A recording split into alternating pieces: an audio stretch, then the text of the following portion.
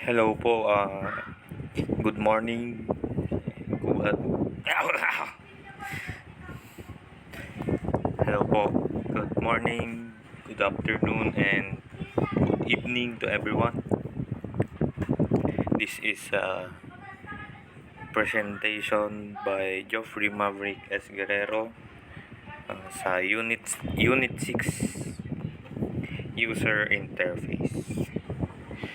So, user interfaces are crucial for player interaction and experience in games. Siyempre,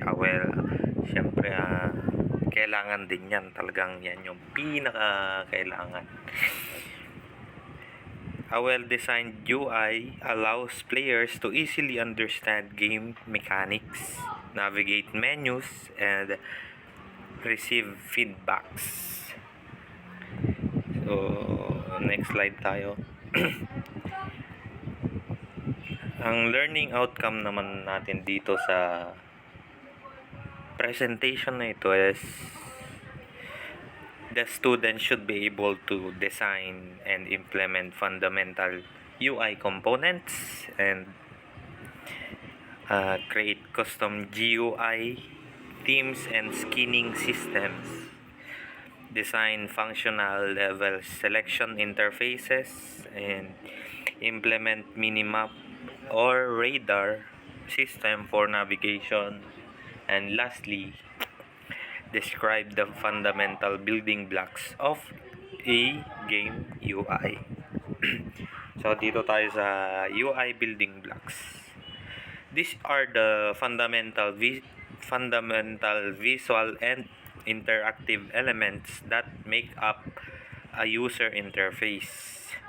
These are the components players interact with to control the game and receive information. For example, itong button, yung play button, options, any button na basta mapipindot. Next is a label, like yung yan nakalagay naman sa example is yung score. Dun next, text box, yung kung gusto mo mag reply in game ng mga message. Slider, yung sa volume, ganyan, sa brightness, sa intensity. Meron din tayong progress bar dito. Next is drop down menu, yung nasa top na corner, or usually kasi andun yun sa top na corner. Sa checkbox icon, yan ang mga UI building blocks. So, lipat naman tayo dito sa skinning and themes. Ito yung nag-i-involve siya ng customization ng appearance ng isang UI element para mag-match sa art ng game. So, for example, ito, a fantasy game might use ornate or wooden looking buttons and parchment style backgrounds. Sa sci-fi naman is yung parang sa metallic and futuristic designs and anything na design. Sa cooldown button naman tayo. Ang cooldown button is visually indicates that an ability to hold and or the action is temporarily unavailable. So, ang example niyan yan, a button could display a countdown timer directly on it, parang sa ML lang. Parang pag gumamit ka ng skill, ganon, ay may cooldown naman ito. meron tayong two different cooldown buttons here. Meron tayong timer based approach or yung may number doon sa mismong button. Ang animation based naman is yung may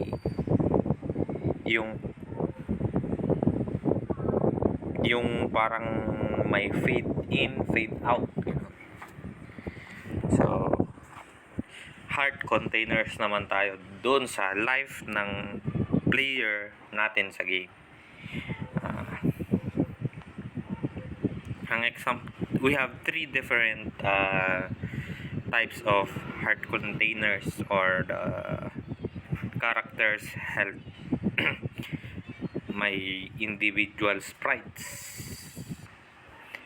single texture, and combined approach. Sa individual sprites naman is isa, bale, for example, nasa Minecraft ka, tatlo yung buhay mo, mawawala yung isa, no? Sa single texture naman, hindi, doon tayo sa individual. Sa isang container, pwede pa yun ma-half. Ganun. Sa single naman, hindi pwede kasi pag nabawasan yun, buo na matatanggal yun. Sa combine naman, parang na-combine lang tong dalawa. Doon naman tayo sa floating combat text. Ito yung mga nakikita, nagpa-pop up sa taas na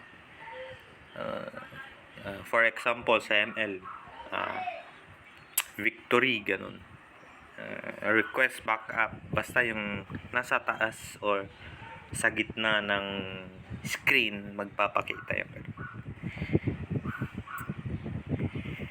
So, level select menu naman tayo. It often includes visual representation of the levels and may show progress or unlock status. Dito, ang example naman dito, yung map ng game world with clickable icons for each level, or yung sa, kung familiar kayo sa